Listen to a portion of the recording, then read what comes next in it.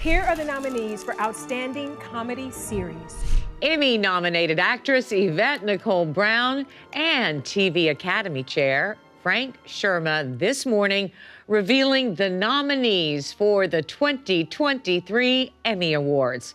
Normally a time of celebration and anticipation, this Emmy season is also a time of anxiety and trepidation as Hollywood's actors may soon join its striking writers on the picket lines.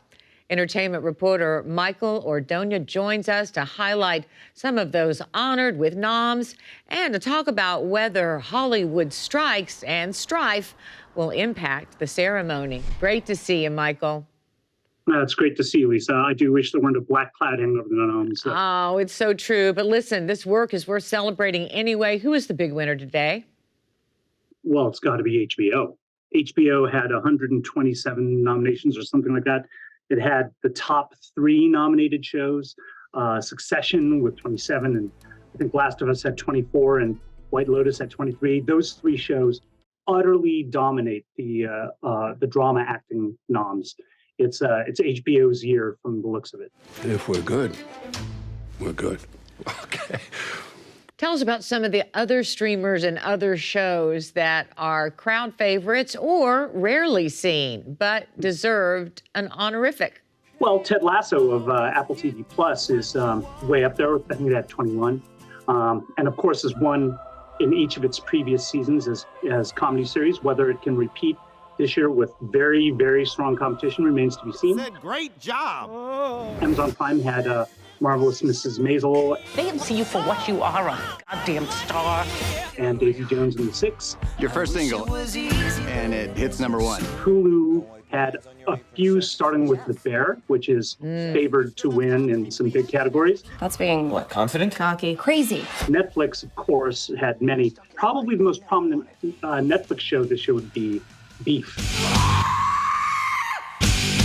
Hey? There's also Dahmer and Wednesday. I should mention Hulu also has Only Murders in the Building. Broadcast stations also got some love. Oh, hello. How long you been sitting there?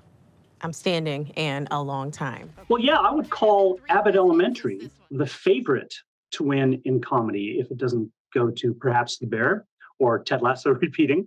If Abbott Elementary can pull it off, and I should point out that it is a traditional network sitcom. It's a workplace mockumentary a la The Office, so it's not exactly cutting edge in that sense. If it can pull it off, it'd be the first network show to win that category since Modern Family in 2014. Quinta Brunson might be the favorite to win lead actress in a comedy. I'm confident I'm winning, but I don't have anything of value or any money. She's, I think, very well liked, and I think people want to acknowledge her accomplishment. She created it. She's the showrunner, and she's a star. Let's talk about some of the other actors and actresses. And since you mentioned Quinta, let's start with the female actors in Best Actor category.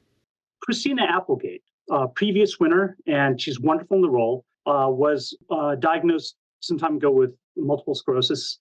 She's been very public about the diagnosis and has said that this will probably be her swan song from acting, so the Academy might take that into account. It's too late. No, it's not too late. There is always a way out. That is not to say that it's not a worthy performance on its merits. It certainly is. She's great in the role. She and Linda Cardellini together, I think, are one unit. I'm so happy you're okay. Oh, God, maybe the hugging's gonna kill me. Sorry. Oh, it's okay. I love you. I love you too. Let's talk about the men, the actors. In drama, there's quite a fight in the lead acting category. There are 3 nominated from Succession as leads. Of course, the brothers Jeremy Strong, who's a previous winner, Kieran Culkin, whose performance is beloved, and Brian Cox, the patriarch, who only is in about a third of the season. And that potential vote splitting could open the door for, say, Bob Odenkirk to finally collect the only Emmy ever for Better Call Saul. The show has never won an Emmy. No one knows what we're doing. Except for us. It could also open the door for Pedro Pascal, who's the lead in The Last of Us. He actually has 3 nominations this year, and that's one of them. If Pedro Pascal won, he would be the first Latinx performer to ever win the Emmy for lead actor in a drama series. Lately, there are these moments where the fear comes up out of nowhere, and my heart feels like it stopped. All right. I would say that the biggest single surprise for me, the biggest single snub of these nominations is Harrison Ford not getting a nod for either 1923 or Shrinking. I didn't personally expect him to get one for 1923, but Shrinking, that's one of my favorite comedic performances of the year, but no nomination. Let's talk about supporting actors. Supporting actor was dominated by Succession, Last of Us, and The White Lotus. Succession looks to pick up this one as well. It's very hard to imagine anyone beating Matthew McFadden, especially with the way the series ended. But I think McFadden won this one in the episode where he had that blowout argument with Shiv Roy, with Sarah Snook, who I also consider the favorite in lead actress. I think you are incapable of love, and I think you are maybe not a good person to have children. In terms of Best Supporting Actress, I think that The White Lotus set a record this year with 5 nominations in one category. Wow. La Dolce Vita. Which could create some vote splitting. Otherwise, you'd say Jennifer Coolidge would be the favorite. Everybody loves Jennifer Coolidge. I love Jennifer Coolidge. I'm a very needy person. However, this could be the category where Better Call Saul finally picks up that Emmy, with Ray Seahorn also being nominated. Fair? Let's talk about fair. So I think of this one as between Seahorn and Jennifer Coolidge, with Coolidge having the disadvantage of 4 co-stars being nominated. And Michael, let's talk about that dark cloud you mentioned a minute ago, the strikes. Even though a federal mediator has stepped in to help negotiate the SAG-AFTRA contract, SAG says they're going to walk out tonight at 11:59 p.m.